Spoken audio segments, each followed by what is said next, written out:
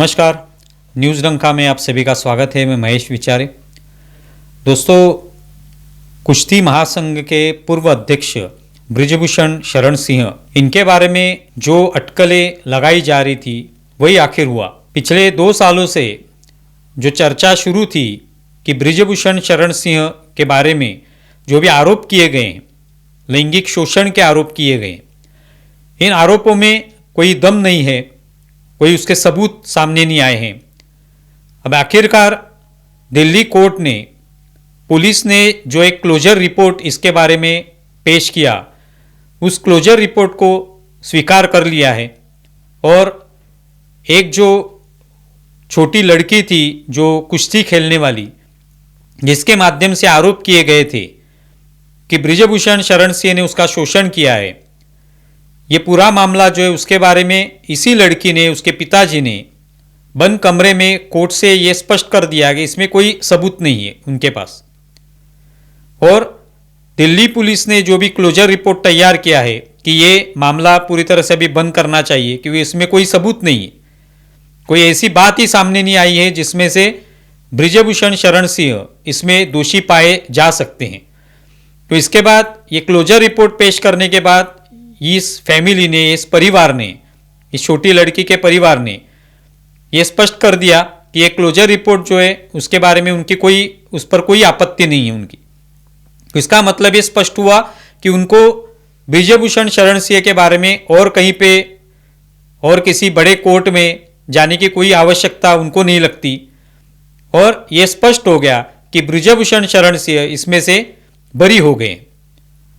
अभी और भी कुछ मामले हैं जिसमें भी वही हो सकता है, क्योंकि पहले से ही ये पूरा मामला जो है ये कहीं ना कहीं राजनीति से जुड़ा हुआ था।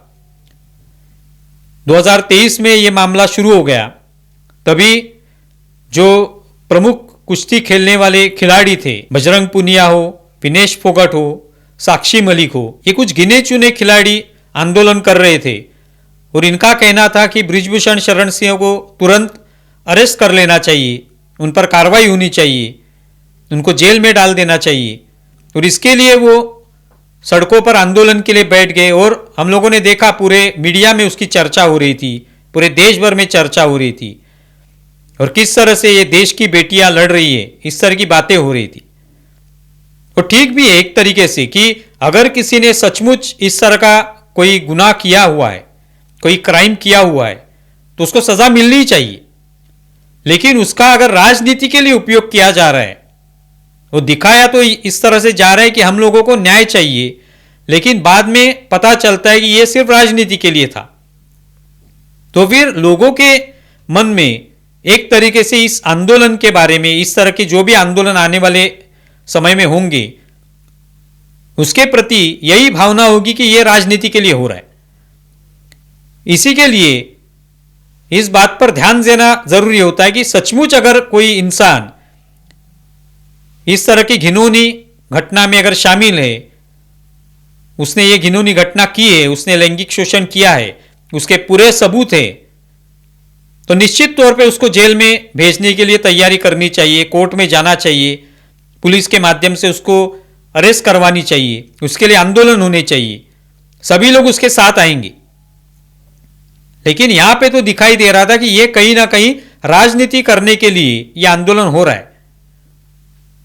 और बाद में जब ये पता चला कि 2024 में जो चुनाव हुए हरियाणा में, तो हरियाणा के विधानसभा चुनाव में विनेश फोगट खड़ी हो गई, वहां से जीत गई विधायक के तौर पे। बजरंग पुनिया भी कांग्रेस में उसने प्रवेश कर लिया। तो इसका क्या मतलब होता है कि ये 2 खिलाड़ी जो कि आंदोलन कर रहे थे, तभी भी बृजभूषण शरण सिंह यही बता रहे थे कि ये कांग्रेस की एक राजनीति है, कांग्रेस जानबूझकर ये राजनीति कर रही है, क्योंकि उनको शायद कुश्ती महासंघ पर अपनी पकड़ जमानी है। इसके लिए जो दीपेंद्र हुडा, भूपिंदर हुडा, ये जो परिवार है, ये इस तरह से कोशिश कर रहा है, ये उनके आरोप थे बृजभूषण शरण सिंह के। तो ये आरोप प्रत्यारोप हो रहे थे, लेकिन बाद में 2024 में क्या स्पष्ट हुआ कि विनेश फोगट तो कांग्रेस में चली गई, बजरंग पुनिया कांग्रेस में चले गए। इससे क्या सिद्ध होता है? इससे स्पष्ट होता है कि ये कांग्रेस की राजनीति के लिए ये खेला गया खेल था।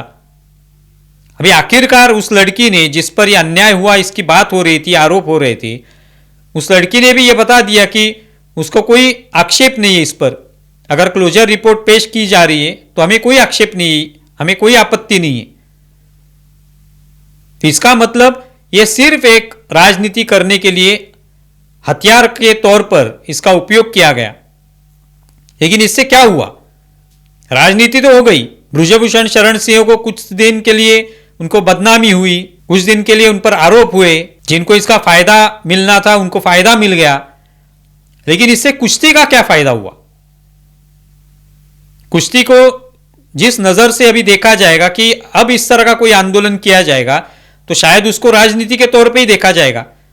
शायद ये आरोप आने वाले समय में और किसी पे आरोप हो जाएंगे तो अगर सच भी होंगे तो भी उसको राजनीति के तौर पे ही देखा जाएगा। तो ये आरोप करने से पहले हम कुश्ती का या किसी भी खेल का इस्तेमाल किस लिए कर रहे हैं, इसके बारे में भी सोचना होगा। अगर वो सोचा नहीं जाएगा, ठीक है, राजनीति करने वाले जो पूरी तरह से राजनीति में होते हैं वो एक दूसरे पर आरोप करते हैं, भ्रष्टाचार के आरोप होते हैं, घोटालों के आरोप होते हैं, वो आरोप बाद में साबित होते हैं, नहीं साबित होते हैं, ये होता रहता है। लेकिन इसमें जब किसी दूसरे के कंधे पर बंदूक रखकर आरोप किए जाते हैं और उसका फायदा हमें मिले आने वाले समय में, इस तरह से सोच रखी जाती है, तो फिर उसमें नुकसान क्या होता है? तो खेल का नुकसान हो गया। खेल का क्या फायदा हुआ? इसमें खेल को खींचा गया उसमें, और इसके वजह से ये पूरा मामला जो है एक तरीके से सिर्फ एक राजनीति का एक खेल था, राजनीति की एक कुश्ती थी, यही इसमें से सामने आया। ब्रजभूषण शरण सिंह ने अगर कुछ गुनाह किया भी होता तो उनको उन पर कार्रवाई होनी चाहिए थी। लेकिन कहीं पे भी इतने सालों में 2023 से घटना शुरू है, तभी से कहीं पे भी कोई भी सबूत सामने नहीं आए। जब यह घटना घटी, इस तरह का आरोप किया, वो घटना भी कई साल पहले हुई, तभी किसी ने ब्रजभूषण शरण सिंह के खिलाफ कोई कंप्लेंट नहीं दर्ज की, कोई सीसीटीवी सामने नहीं आया, कोई भी सबूत नहीं थे, सिर्फ आरोप हो रहे थे कि उन्होंने लैंगिक शोषण किस तरह से किया। तो किस तरह से किया तो उसका सबूत भी देना पड़ेगा, या जिस वक्त हुआ उस वक्त उनकी कंप्लेंट दर्ज करनी आवश्यक होगी, तो वो तो हुआ नहीं है। इसका मतलब यही था कि सिर्फ इसका मीडिया ट्रायल करवाना, सड़कों पर उतरना, राजनीति करना और अपना फायदा इसमें से किस तरह से उठा सकते हैं इस पूरी राजनीति का, यह सोचना, यही इसमें से हुआ। आप इसके बारे में क्या सोचते हैं जरूर बताएं। हमारा ये वीडियो ज्यादा से ज्यादा शेयर करें और हमारा यूट्यूब चैनल सब्सक्राइब करें। धन्यवाद।